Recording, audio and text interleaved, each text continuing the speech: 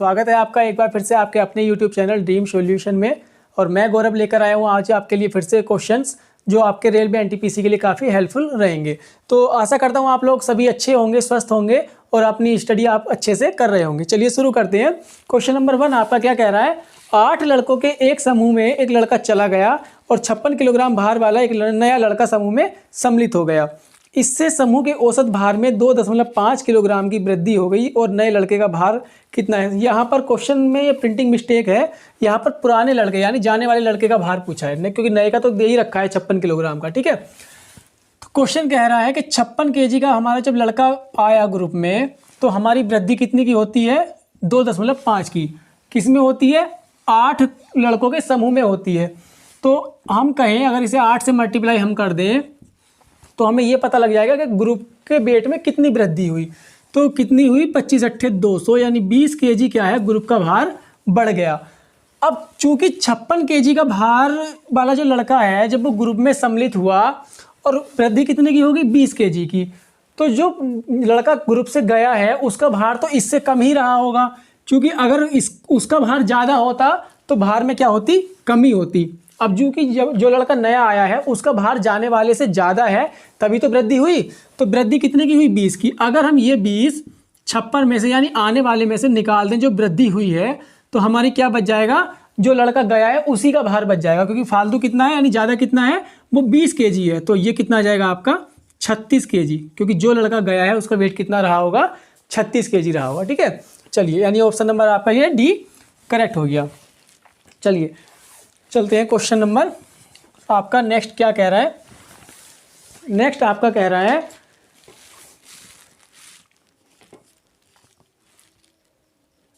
एक स्थान ए से बी तक एक मोटरसाइकिल की औसत गति 65 किलोमीटर प्रति घंटा रही तथा बी से ए तक आने में इसकी औसत गति 60 किलोमीटर प्रति घंटा थी। तो पूरी यात्रा में मोटरसाइकिल की औसत गति कितनी थी। ये बिंदु ए है, यहाँ से कोई चला तो मोटरसाइकिल लेकर तो वो चला बी तक गया और उसकी गति कितनी रही, 65 किलोमीटर प्रति घंटा। जब वो बी से वापस आया ए के लिए तब उसकी कितनी गति हो गई, 60 किलोमीटर प्रति घंटा।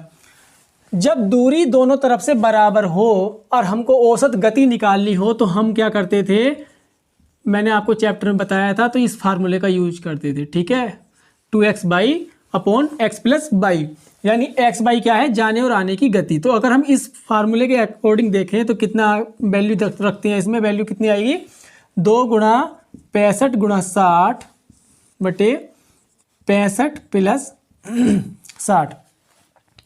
ये आ जाएगा आपका 2 × 65 × 60 बटे 125।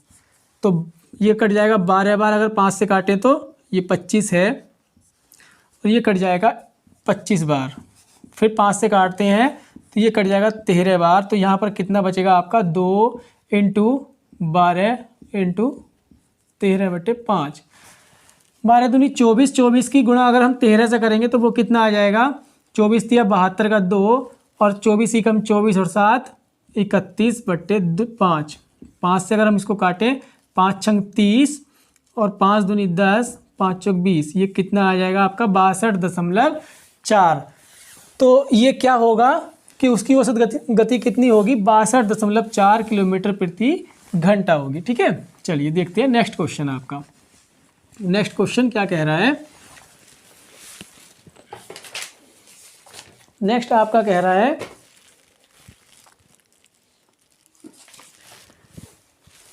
ए तथा बी की वर्तमान आयु का अनुपात क्रमशः 4:5 है और 5 वर्ष बाद यह अनुपात 5:6 हो जाएगा।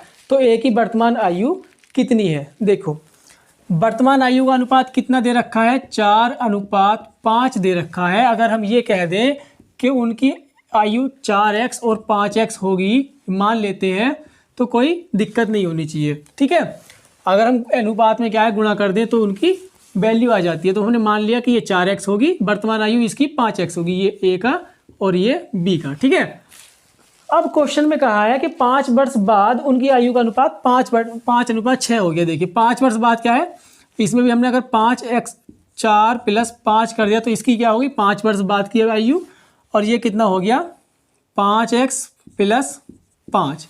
दोनों की, इसमें भी 5 बार ऐड हो गए, इसमें भी 5 बार ऐड हो गए, तो इनका अनुपात कितना है? 5 और 6 का अनुपात है।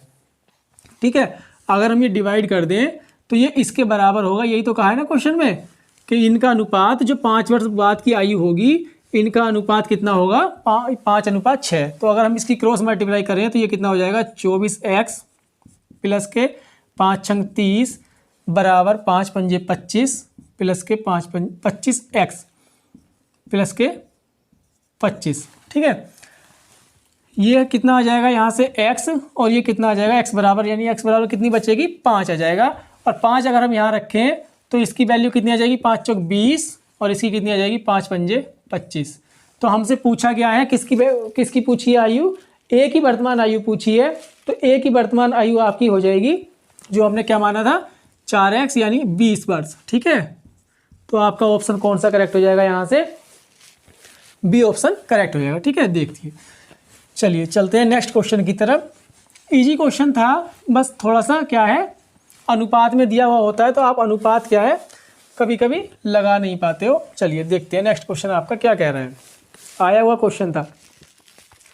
नेक्स्ट क्वेश्चन आपका कह रहा है 50% अम्लीय 9 लीटर द्रव में कितना पानी मिलाया जाए कि अम्लीय सांद्रता 30% रह जाए। इस प्रकार के क्वेश्चन मैंने काफ़ी क्वेश्चन कराए हैं और इसी पिछली वीडियो में भी लगभग कराया था। तो देखिए इसमें क्या कह रहा है, 9 लीटर का हमारा क्या है, बिलियन है कोई। ठीक है, और उसमें 50% क्या है, अम्लीय, अम्ल मान लेते हैं। ठीक है, तो हम इसको क्या है, अम्ल से ही कर लेते हैं, अम्ल से भी हो जाएगा और ये पानी से भी हो जाएगा। मैंने दोनों तरीके से आपको बता रखा है। तो 9 लीटर का बिलियन है, हम कितना पानी मिलाया जाए, मान लिया हमने x लीटर पानी मिलाया जाए, तो हम क्या है अम्ल से कर रहे हैं। अब चूंकि पानी मिला रहे हैं तो हमारा क्या है, अम्ल 0% मिलाएंगे। मैंने आपको बताया भी था कि जब हम जिससे भी करेंगे उसी की सारी परसेंटेज लेंगे। तो हमारा क्या है, यहाँ पर 50% है और यहाँ पर क्या है, हम 0% ले रहे हैं, क्योंकि हम क्या है पानी मिला रहे हैं, अम्ल नहीं मिला रहे हैं। अगर अम्ल मिला रहे होते तो यहाँ पर 100% अम्ल आता। ठीक है, क्वेश्चन में आगे क्या कहा था कि अम्लीय सांद्रता 30% रह जाए।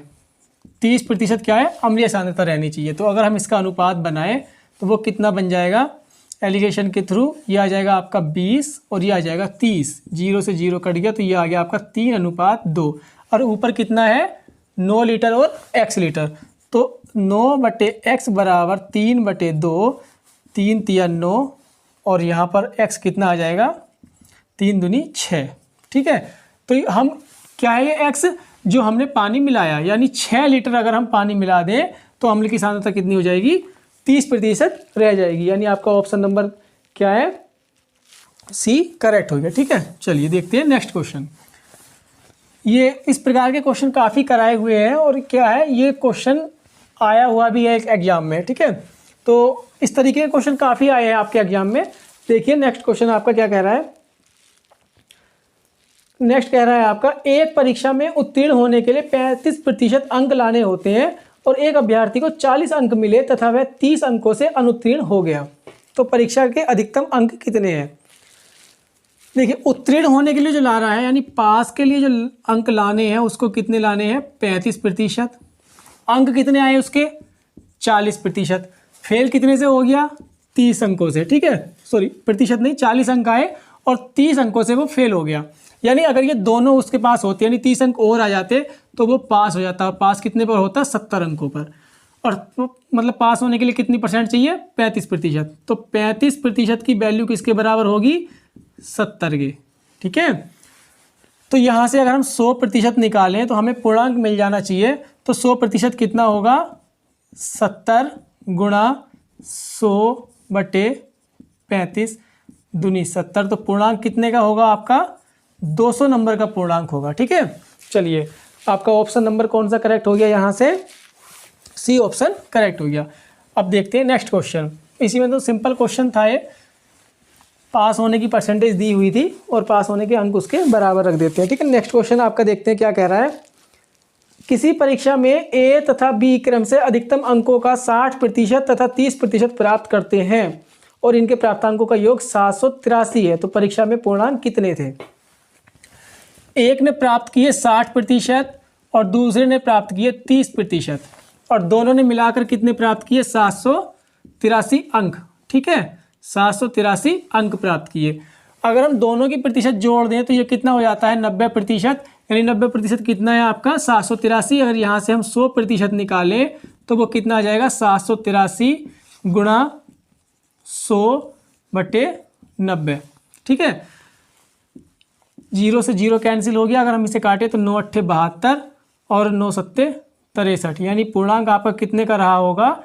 870 का। ठीक है, ऑप्शन नंबर आपका कौन सा करेक्ट हो गया? यहाँ पर बी ऑप्शन आपका करेक्ट हो गया। ठीक है, चलिए देखते हैं नेक्स्ट क्वेश्चन आपका क्या कह रहा है।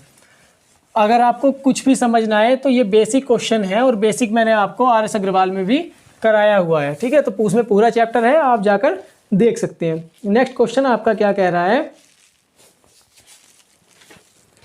एक परीक्षा में 900 लड़कियां तथा 1100 लड़के बैठे। इनमें से 40% लड़कियां तथा 50% लड़के उत्तीर्ण हुए, तो कुल कितने प्रतिशत विद्यार्थी अनुत्तीर्ण हुए? जब बात अनुत्तीर्ण की हो रही है तो हम क्या है? अनुत्तीर्ण ही निकालेंगे। ठीक है, तो देखिए, जब 900 लड़कियां थी, गर्ल कितनी थी? 900, और बॉय कितने थे? 1100। इसमें से कितने प्रतिशत हुए? 40% लड़कियां क्या हुई? उत्तीर्ण हुई, तो 60% क्या हुई होंगी? अनुत्तीर्ण हुई होंगी। ठीक है, अगर हम 60% निकाल दें किसका? 900 का, तो हमको अनुत्तीर्ण की परसेंटेज मिल जाएगी। तो 900 का अगर हम 60% निकालें तो वो कितना आएगा? 2 0 से 2 0 कट गए, यानी 9 छक्का 54। 540 लड़कियां क्या हुई हैं? ये फेल हो गई। ठीक है, ये फेल की बात चल रही है। पास हुई थी 40% और 60% क्या हुई? फेल ही हुई होंगी। ठीक है, आगे क्वेश्चन में क्या कहा है? 1100 लड़के थे, इनमें से पास हुए हैं कितने? 50%, तो 50% ही फेल हुए होंगे। तो अगर हम इसका 50% निकाल दें तो वो आपका क्या हो जाएगा? फेल का प्रतिशत आ जाएगा। कितना? 11 पंजे 55, 550 क्या हुए हैं? इसमें से फेल हुए हैं। ठीक है, ये तो बराबर ही फेल हुए हैं, बराबर पास हुए हैं। तो इसमें क्या है? अगर हम दोनों को जोड़ दें तो वो कितना हो जाता है? ये आ जाएगा आपका 1090। 1090। कुल स्टूडेंट कितने फेल हुए हैं? ये क्या है? फेल की परसेंटेज है।